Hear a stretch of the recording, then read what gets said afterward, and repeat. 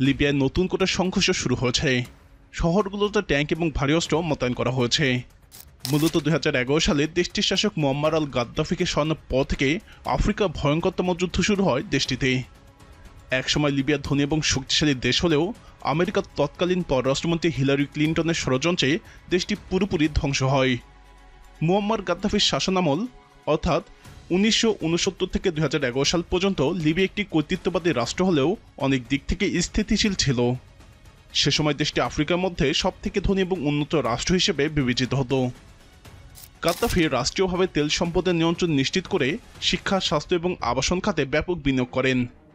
জনগণের জন্য বিনামূল্যে শিক্ষা এবং স্বাস্থ্যসেবা চালু ছিল এবং লিবিয়ার মাথাপিছু আয় আফ্রিকার অনেক দেশের তুলনায় অনেক বেশি ছিল। যদিও মত প্রকাশের স্বাধীনতা ছিল না, তবে রাজনৈতিক বিরোধীদের কঠোরভাবে দমন করা হতো, তবে সাধারণ নাগরিকের জীবনে সহিংসতা এবং গৃহযুদ্ধ ছিল না। অন্যদিকে গাদ্দাফি পতনের পর থেকে লিবিয়া একটি গভীর অশান্তির মধ্য দিয়ে যাচ্ছে। দেশটি বর্তমান দুটি প্রতিদ্বন্দ্বী সরকার, অসংখ্য মিলিশিয়া গোষ্ঠী এবং বিদেশি সহায়তায় বিভক্ত হয়ে গেছে। সারা দেশে নিরাপত্তাহীনতা, সহিংসতা এবং রাজনৈতিক অস্থিরতা প্রতিনিয়তই সাধারণ মানুষের জীবনকে দুর্বিষহ করে তুলছে। তেল সম্পদ থাকা সত্ত্বেও অর্থনৈতিক কাঠামো ভেঙে পড়ছে এবং লাখো মানুষ মানবিক সহায়তার উপর নির্ভরশীল। মিলিশিয়াদের মধ্যে সংঘর্ষ, মানব পাচার এবং জঙ্গি গোষ্ঠীদের তৎপরতা লিবিয়াকে এক যুদ্ধবিধ্বস্ত এবং বিভক্ত রাষ্ট্রে পরিণত করেছে। সার্বিকভাবে বলা যায়, গাদ্দাফির সময়ের শাসন কঠোর হলেও একটি স্থিতিশীল এবং কার্যকর রাষ্ট্র ব্যবস্থা বিদ্যমান ছিল, যা এখন সম্পূর্ণরূপে ভেঙে পড়েছে। শান্তি থেকে অশান্তি, এই যাত্রা লিবিয়ার জনগণের জন্য এক গভীর ট্র্যাজেডি। বর্তমানে ত্রিপোলিতে লিবিয়ার দুই প্রতিদ্বন্দ্বী মিলিশিয়া গোষ্ঠীর মধ্যে সংঘর্ষ শুরু হয়েছে। দেশটির মিলিশিয়া নেতা আব্দুল গনি আল কিকলি হত্যার পর থেকে পরিস্থিতি উত্তপ্ত হয়ে ওঠে। রাজধানী ত্রিপোলিতে ভারী গোলাগুলির শব্দ শোনা যাচ্ছে এবং শহরের বিভিন্ন স্থানে ট্যাঙ্ক ও সামরিক যান মোতায়েন করা হয়েছে। লিবিয়ার স্বরাষ্ট্র মন্ত্রণালয় নাগরিকদের জন্য ঘরে অবস্থান করার আহ্বান জানিয়েছে। এদিকে সংঘর্ষের আশঙ্কায় ত্রিপোলির মিথিকা বিমানবন্দর থেকে বেসামরিক উড়োজাহাজ সরিয়ে নেওয়া হয়েছে। ঘটনাস্থলে ফুটেজে দেখা গেছে নিরাপত্তাহীনতার কারণে দ্রুতই উড়োজাহাজ সরিয়ে নেওয়া হচ্ছে। বর্তমানে ত্রিপোলি এবং মিসরা ভিত্তিক মিলিশিয়াদের মধ্যে সংঘর্ষের আশঙ্কা ক্রমেই বাড়ছে। লিবিয়ায় বর্তমানে যা ঘটেছে তা আসলে বহু বছরের রাজনৈতিক সংকট এবং প্রতিদ্বন্দ্বী শক্তির মধ্যে ক্ষমতার দ্বন্দ্বের ধারাবাহিক রূপ। প্রশ্ন হচ্ছে, লিবিয়ায় কয়টি পক্ষ আছে, তারা কারা এবং তারা কি চায়? লিবিয়ায় মূলত দুটি প্রধান রাজনৈতিক এবং সামরিক পক্ষ রয়েছে, তবে তাদের ছত্রছায়ায় অসংখ্য মিলিশিয়া গোষ্ঠী সক্রিয়। এক নম্বরে আছে পশ্চিম লিবিয়া ভিত্তিক সরকার বা ত্রিপোলি, যার নাম গভর্নমেন্ট অফ ন্যাশনাল ইউনিটি বা জিএনইউ। এর নেতৃত্ব দিচ্ছেন আব্দুল হামিদ দবিবা। এদের সমর্থক জাতিসংঘ স্বীকৃত। সরকারের ঘাঁটি ত্রিপোলিতে।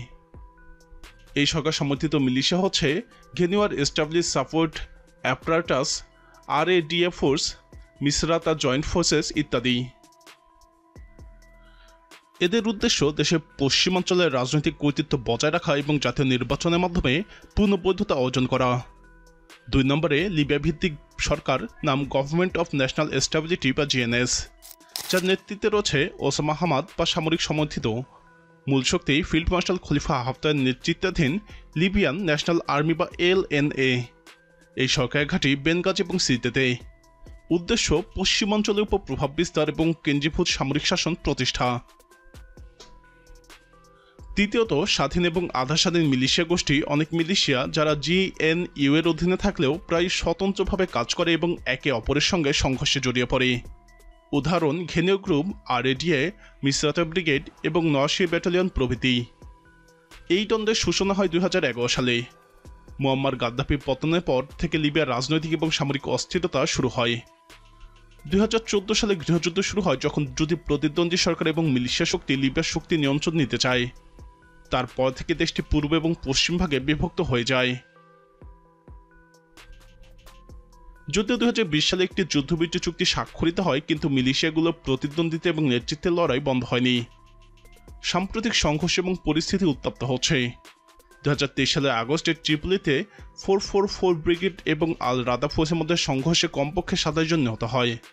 2024 সালের আগস্টে তাজোর এলাকায় দুটি মিলিশিয়ার সংঘর্ষে 9 জন নিহত হয়। 2025 সালের জানুয়ারিতে ত্রিপোলি পশ্চিমাঞ্চলের পল্টন জেলায় পুনরায় সংঘর্ষ শুরু হয়। প্রভাবশালী মিলিশিয়া নেতা আব্দুল গনি আল কিকলি বা ঘেনিওয়া ট্রিপলিতে নিহত হয়েছেন। তিনি আব্দুল হামিদ মোহাম্মদ দাওয়েইবার অন্তর্বর্তী ঐক্য সরকারের অনুগত স্ট্যাবিলিটি সাপোর্টেড অ্যাপারাটাসের প্রধান ছিলেন। ঘেনিওয়া ট্রিপলি অন্যতম শক্তিশালী নেতা হিসেবে বিবেচিত ছিলেন। তিনি তার নিরাপত্তা রক্ষীদের সঙ্গে তাকবালি ক্যাম্পের ভিতরে নিহত হন। এরপর থেকে ক্রমেই 12 ঘন্টা উত্তেজনা বেড়ে চলছে। লিবিয়া আফ্রিকার উত্তরাঞ্চলে অবস্থিত একটি তেল সমৃদ্ধ দেশ, যা ভূ রাজনৈতিক দিক থেকে পরাশক্তিগুলোর কাছে অত্যন্ত গুরুত্বপূর্ণ।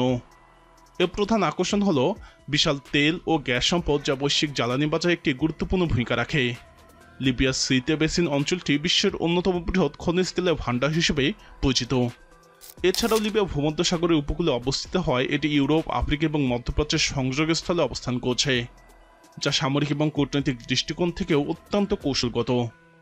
পরাশক্তিগুলো লিবিয়ার অভ্যন্তরীণ রাজনীতি এবং সংঘাতে হস্তক্ষেপের মাধ্যমে একদিকে যেমন নিজেদের জ্বালানি নিরাপত্তা নিশ্চিত করতে চায়, অন্যদিকে আফ্রিকা এবং মধ্যপ্রাচ্যে তাদের প্রভাব বিস্তারের কৌশলকেও শক্তিশালী করতে চায়। এ কারণে লিবিয়া দীর্ঘদিন ধরেই আন্তর্জাতিক রাজনীতির এক উত্তপ্ত কেন্দ্রবিন্দু হিসেবে বিবেচিত। লিবিয়ায় 2011 সালের গৃহযুদ্ধ এবং মুয়াম্মার গাদ্দাফি পতনের পিছনে হিলারি ক্লিনটনের ভূমিকা নিয়ে অনেক বিতর্ক রয়েছে। তিনি তখন আমেরিকার পররাষ্ট্রমন্ত্রী ছিলেন এবং লিবিয়ার আমেরিকান সামরিক হস্তক্ষেপের অন্যতম প্রবক্তা ছিলেন। অনেক গবেষক এবং বিশ্লেষক মনে করেন এই হস্তক্ষেপের ফলে দেশটি গৃহযুদ্ধে জড়িয়ে পড়ে এবং এখনও দীর্ঘস্থায়ী অস্থিতিশীলতার শিকার। 2011 সালে লিবিয়ায় গণবিক্ষোভ শুরু হলে গাদ্দাফি তা কঠোরভাবে দমন করেন। হিলারি ক্লিনটন ওবামা প্রশাসনের মধ্যে অন্যতম কণ্ঠস্বর ছিলেন, যিনি লিবিয়ায় ন্যাটো জোটের সামরিক অভিযানের সমর্থন করেন।